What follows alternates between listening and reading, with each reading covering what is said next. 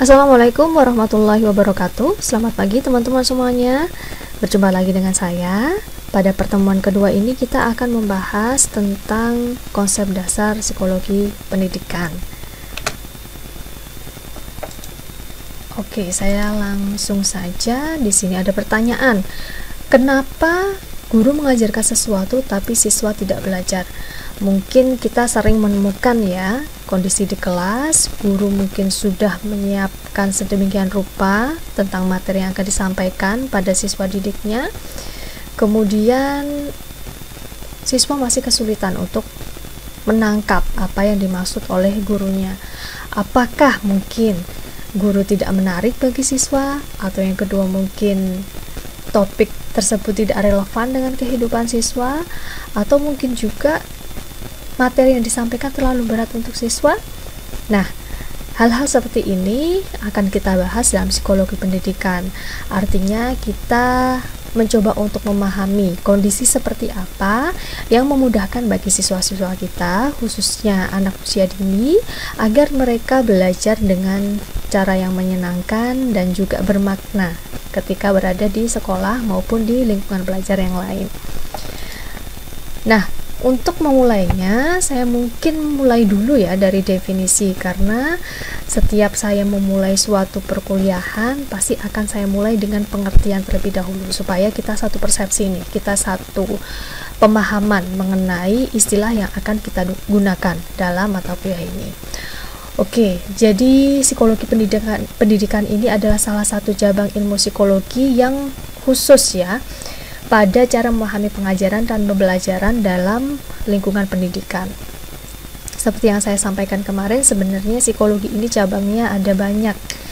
Ada psikologi perkembangan, psikologi sosial, psikologi forensik, psikologi pendidikan dalam hal ini yang akan kita pelajari lebih lanjut. Jadi apa yang kita bicarakan nanti konteksnya memang dalam lingkungan sekolah serta proses belajar mengajar khususnya pada anak usia dini.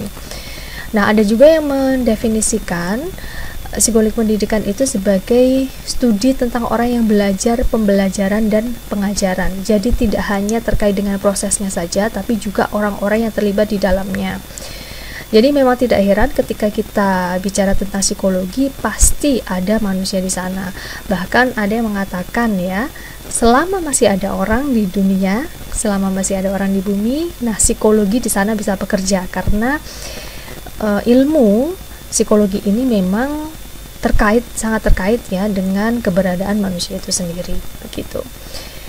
Dan ada juga yang mendefinisikan bahwa psikologi pendidikan merupakan akumulasi pengetahuan, kebijaksanaan, dan teori yang didasarkan pada pengalaman yang mestinya dimiliki setiap guru untuk memecahkan masalah pengajaran sehari-hari dengan cerdas. Nah, di sini saya garis bawahi ya bahwa guru ini sangat penting untuk memahami tentang psikologi yang terkait dengan lingkungan pendidikan atau lingkungan akademik, di mana akan terjadi interaksi yang sangat intens antara guru dan siswa, begitu. Oke, saya lanjut. Nah, ruang lingkup psikologi pendidikan ini ada berbagai macam ya. Di antaranya kita nanti bicara tentang teori-teori belajar.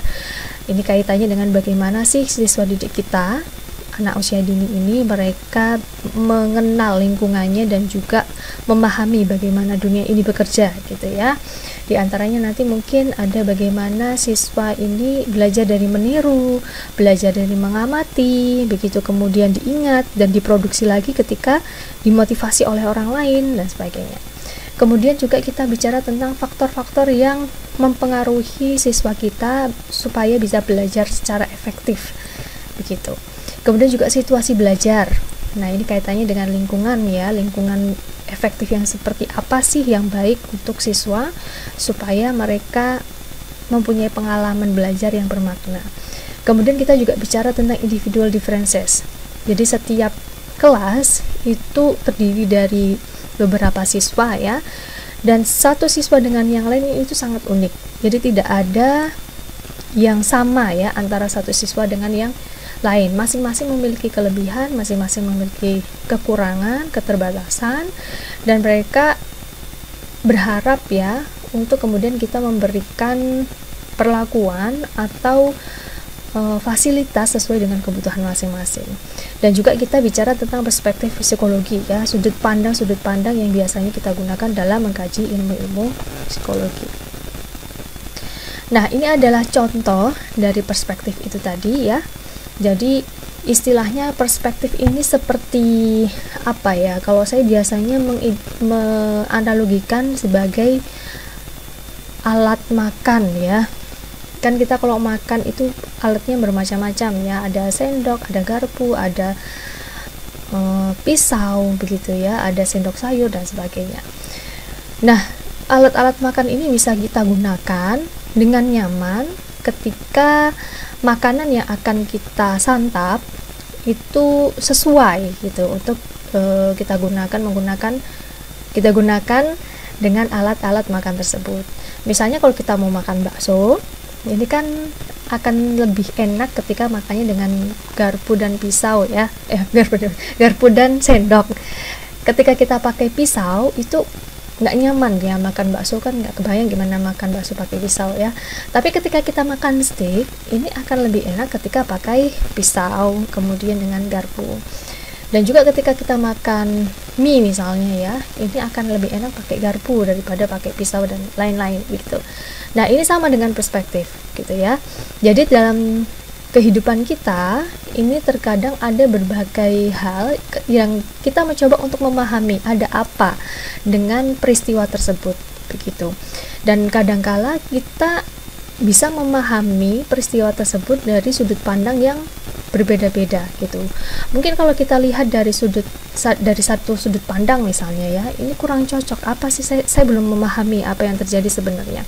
Tapi ketika kita berputar gitu, mencoba cari dari sisi yang lain, nah baru terlihat oh ini ternyata ada sebuah kejadian gitu ya, dimana misalnya ada kucing yang kemudian contohnya apa ya, kucing berkejar-kejaran dengan kucing yang lain sehingga ada yang terluka begitu. Nah, ini sama ya analoginya ketika kita bicara tentang perspektif dalam psikologi. Jika konteksnya dalam pendidikan anak usia dini misalnya ya, ada satu kasus, contohnya ada anak yang ketika berangkat ke sekolah ini kurang bersemangat. Di sekolah dia cenderung diam gitu, tidak memberikan respon yang berarti bagi gurunya. Nah, kemudian kita mencoba untuk melihat peristiwa itu dari perspektif yang berbeda-beda. Contohnya misalnya kita pakai perspektif kognitif gitu ya. Kita akan mencoba untuk menelisik bagaimana siswa ini memproses informasi di sekitarnya, karena kognitif ini kaitannya dengan kerja otaknya dia dan bagaimana dia memproses informasi yang ada di sekitar begitu. Nah, kita coba kita cek nih apakah indranya bekerja dengan baik misalnya ya, apakah pendengaran dan penglihatannya bekerja dengan baik. Kalau baik berarti kita coba lihat hal yang lain. Kalau tidak berarti ini yang menjadi salah satu masalahnya ya, dia tidak bisa mendengar instruksi guru sehingga memang dia tidak bisa mengikuti apa yang diperintahkan oleh guru dan sebagainya. Lain lagi ketika kita melihat dari perspektif sosiokultural misalnya, ini kaitannya dengan lingkungan si anak ini tinggal misalnya ya. Kita mencoba melihat apakah ada masalah di lingkungan sekitar anak yang kira-kira bisa membuat anak menjadi tipe pendiam gitu ya, atau mungkin apa istilahnya ya, tidak terlalu memberikan respon pada orang lain gitu. Atau apakah dia di rumah merasa tertekan, atau dia mungkin dari keluarganya tidak memberikan nutrisi yang cukup sehingga ketika berada di sekolah lemas dan sebagainya gitu. Jadi nanti kita akan melihat dari berbagai perspektif ya tentang permasalahan yang ada di lingkungan sekolah. Jadi supaya dalam melihat satu masalah itu sudut pandangnya berbeda-beda gitu ya. Kan kita kalau melihat foto dua dimensi gitu ya, itu kan hanya datar ya. Tapi ketika nanti fotonya itu 4 dimensi, itu kan kita bisa melihat dari berbagai sisi sehingga gambarannya lebih konkret gitu ya. Sama seperti ketika melihat janin dalam kandungan ya, dengan USG 2 dimensi dan 4 dimensi tentu berbeda. Kalau 2 dimensi kan masih hitam putih aja, yang paham hanya dokter kandungannya. Tapi ketika sudah melihat dengan USG 4 dimensi, itu orang tuanya bisa melihat dengan lebih jelas bagaimana wajah ya calon anak yang akan dilahirkan tersebut. Nah, gambarannya kayak gitu. Oke, nah ini gambaran lagi ya tentang perspektif kognitif itu apa sih? Nah, secara luas memang lebih terkait dengan proses atau kinerja otak ya, karena ini nanti kaitannya dengan bagaimana seseorang mendapatkan, menyimpan, mengingat, lalu mengomunikasikan informasi. Sedangkan informasi ini diprosesnya di dalam otak ya. Jadi bagaimana kita memahami, kemudian mengingat informasi tersebut, dan kita bertukar informasi dengan orang lain, ini kan diproses di dalam otak gitu. Sehingga perspektif kognitif memang tidak jauh ya kaitannya dengan otak. Nah, biasanya juga terkait dengan panca indera, karena panca indera ini menjadi pintu masuknya informasi. Bayangkan kalau panca indera kita ada yang tidak berfungsi dengan baik salah satunya, nah maka dalam menerima informasi kan akan terganggu. Contoh kecil aja, misalnya kita baru pilek. Nah, baru pilek ini hidungnya buntu ya. Hidung buntu dia tidak bisa membaui sesuatu. Sehingga kalau ada misalnya bau bangkai ya di sekitar rumah, kita nggak sadar di situ ada bangkai, karena penciuman kita sedang tertutup, sedang tidak bekerja dengan baik. Akhirnya ya tidak ada tindakan yang lebih lanjut tentang hal itu gitu. Nah, kemudian ada juga perspektif perilaku. Ini kaitannya untuk memahami ya perilaku individu, atau dalam hal ini adalah siswa didik kita di lingkungan gitu. Dan perilaku ini biasanya dalam perspektif behaviorisme dipahami sebagai respon dari sebuah stimulus atau rangsangan gitu. Jadi misalnya anak termotivasi untuk mengerjakan tugas karena ada reward atau ada sesuatu yang dia harapkan. Nah, sehingga ketika dia mengharapkan sesuatu ya, hadiah atau reward tadi, maka dia akan terdorong untuk menyelesaikan tugasnya lebih awal atau lebih cepat. Dan juga misalnya anak ini misalnya di kelas duduk tenang, biasanya lari-lari gitu ya. Nah, ini dalam rangka misalnya menghindari konsekuensi yang dijanjikan oleh gurunya. Jadi mungkin gurunya sudah membuat perjanjian ya di kelas, kalau misalnya nanti ada anak yang lari-lari ketika pembelajaran, maka pulangnya terakhir gitu. Akhirnya si anak ini untuk menghindari hal tersebut, dia duduk tenang. Nah, artinya perspektif behaviorisme melihat hal-hal yang seperti ini. Bagaimana kemudian adanya stimulus itu bisa menciptakan respon yang diharapkan, atau bisa juga untuk menghilangkan perilaku yang tidak diharapkan gitu. Kemudian sosiokultural. Nah, ini memahami peran lingkungan terhadap perilaku individu ya. Jadi melihat bagaimana interaksi anak dengan lingkungan atau orang tua atau teman sebayanya, sehingga interaksi tersebut ya dengan lingkungan, orang tua atau teman-teman sebayanya bisa mempengaruhi performanya ketika belajar gitu. Jadi misalnya bagaimana cara orang tua menemani belajar ketika di rumah, bagaimana perilaku temannya yang bisa mempengaruhi perilakunya juga ketika belajar di sekolah dan sebagainya. Nah, kenapa sih saya perlu belajar psikologi pendidikan gitu? Kenapa tidak cukup dengan kemarin ya di semester sebelumnya perkembangan peserta didik juga ya teman-teman belajar di semester ini. Nah, kenapa harus spesifik tentang psikologi pendidikan? Nah, karena salah satunya sebenarnya setiap keputusan yang diambil oleh guru itu ada landasannya teman-teman. Jadi terkadang banyak ya yang kita temui selama ini ketika saya juga mengampu di kelas guru-guru, sebenarnya secara praktik beliau-beliau sudah melakukan itu di kelas gitu ya, memberi reward, memberi apresiasi pada siswa, memberi motivasi, kemudian mencoba memahamkan tentang apa yang dipelajari hari itu sehingga menimbulkan makna, dan ini mempermudah siswa untuk memahami materi hari itu sudah dilakukan. Tapi kadang tidak sadar ya bahwa apa yang mereka lakukan itu ada teorinya gitu. Nah, sehingga teman-teman di sini belajar psikologi pendidikan supaya paham gitu. Apa yang dilakukan itu ada dasar teorinya dan tidak hanya berdasarkan insting semata gitu, tapi memang dilakukan dengan landasan ilmiah gitu. Nah, tujuannya seperti itu.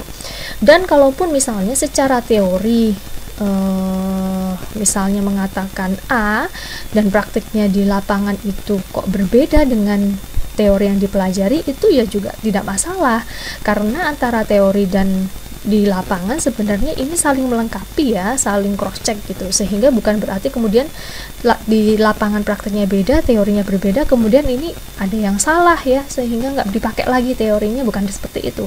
Tapi yang perlu ditemukan adalah titik tengahnya, bagaimana hal mana atau bagian mana yang masih ada gapnya gitu, sehingga nanti bisa kita sesuaikan lagi. Dan sebenarnya teori itu pun juga tidak bersifat mutlak ya. Ketika nanti ada hasil penelitian lain yang kemudian menemukan hasil lain yang lebih akurat, itu pun juga bisa untuk menggeser teori yang sudah ada. Dan kemudian lagi ya, memberi pengetahuan riset yang dapat secara efektif diaplikasikan untuk situasi mengajar dan pembelajaran. Jadi banyak sekali hasil-hasil penelitian yang meneliti tentang metode pembelajaran yang efektif untuk siswa, untuk anak usia dini. Nah, ini teman-teman nanti bisa kemudian mencari ya, atau membaca hasil-hasil penelitian tersebut, kemudian diaplikasikan pada siswanya, itu juga memungkinkan. Oke, dan juga guru dapat memahami faktor-faktor yang berpengaruh pada elemen dan proses pembelajaran. Nah, di pertanyaan awal tadi kan ada ya, kenapa guru itu mengajarkan sesuatu tapi anak didiknya nggak mempelajari apapun gitu. Nah, bisa jadi karena memang misalnya guru kurang menarik ya dalam menyampaikan. Anak-anak cenderung suka yang lucu ya, lucu, kemudian juga yang menakjubkan gitu ya, seperti sulap gitu kan, anak suka banget ya. Kemudian juga mungkin gurunya dalam mengambilkan contoh tidak relevan dengan kehidupan anak-anak sekarang gitu, jadi kurang update gitu. Nah, anak-anak sekarang kan tontonannya juga sudah beda, kartunya juga sudah beda, macam-macam misalnya ya. Nah, barangkali kalau menggunakan contohnya lebih dekat dengan kehidupan anak akan lebih menarik. Nah, mungkin juga misalnya dalam memberikan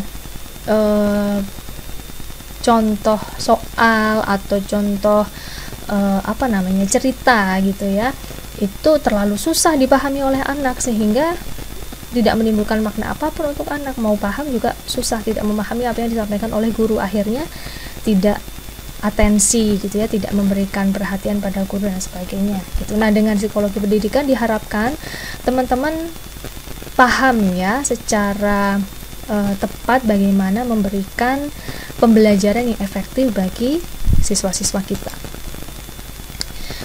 Nah, belajar psikologi pendidikan, belajar menjadi pendidik yang efektif. Ini tadi ya, bagaimana apa yang ingin kita sampaikan ke anak ini bisa tersalurkan dengan baik. Nah, caranya gimana sih supaya jadi pendidik yang efektif? Ini ada beberapa poin ya. Saya mungkin nggak akan membahas semuanya secara mendetail ya, nanti teman-teman bisa membaca sendiri pada slide ini. Di antaranya ya, memiliki bermacam keahlian ya, bisa nyanyi, bisa nari, bisa membuat origami, bisa apalagi misalnya bisa sulap, bagus banget, bisa bercerita dan sebagainya. Nah, ini akan mengundang ya ketertarikan pada anak. Kemudian punya strategi pengajaran ya, dia mempersiapkan apa yang disampaikan, dalam menyampaikan inti pun ini juga lihai ya, punya berbagai strategi. Kemudian juga melakukan evaluasi untuk tahu apakah anak mampu memahami apa yang disampaikan oleh guru atau tidak gitu. Kemudian juga menguasai materi, meskipun misalnya kita bisa dikatakan ya lebih paham ya dari anak usia dini ketika menyampaikan sesuatu, tapi kadang hal-hal detail yang ingin diketahui oleh anak itu tidak kita cari informasinya lebih dulu. Kadang anak-anak ini kan bertanya sesuatu yang bagi kita taken for granted ya. Jadi misalnya kita melihat situasi sehari-hari itu apa adanya, misalnya matahari terbit dari timur ya karena seperti itu, dari lahir juga seperti itu ya. Tapi ketika anak bertanya, kenapa matahari terbit dari timur? Nah, kita juga harus menyiapkan ya jawabannya. Ya, jangan sampai hal-hal yang taken for granted kemudian kita tidak paham tentang jawabannya dan kita justru meminta anak untuk diam, itu akan mematikan kreativitasnya. Kemudian juga punya keahlian mengatur kelas ya, bagaimana bisa membagi proporsi yang bagus ya antara misalnya anak yang dominan di kelas karena sangat aktif dengan anak yang cenderung diam. Kemudian memiliki keahlian mengatur kelas ini ya, termasuk juga mengatur membuat peraturan gitu ya. Juga memiliki keahlian motivasional, bisa memberikan apresiasi sehingga mendorong anak melakukan kebaikan yang lebih. Memiliki keahlian komunikasi, kemudian mampu bekerja secara efektif dengan berbagai latar belakang. Kemudian memiliki keahlian teknologi, apalagi seperti sekarang ya, sangat-sangat dibutuhkan bisa memanfaatkan teknologi agar pembelajaran tetap berlangsung meskipun tidak dapat bertatap muka secara langsung, tapi anak-anak tetap bisa merasakan kehadiran guru itu sebagai pendidik mereka gitu, untuk pendamping dalam mendapatkan pengalaman belajar. Oke teman-teman, itu mungkin yang ingin saya sampaikan di materi hari ini. Nanti kita lanjutkan diskusinya di WA Group. Terima kasih semuanya, semoga bermanfaat dan bisa dipahami dengan baik. Silahkan kalau ada pertanyaan boleh di post ya. Assalamualaikum warahmatullahi wabarakatuh.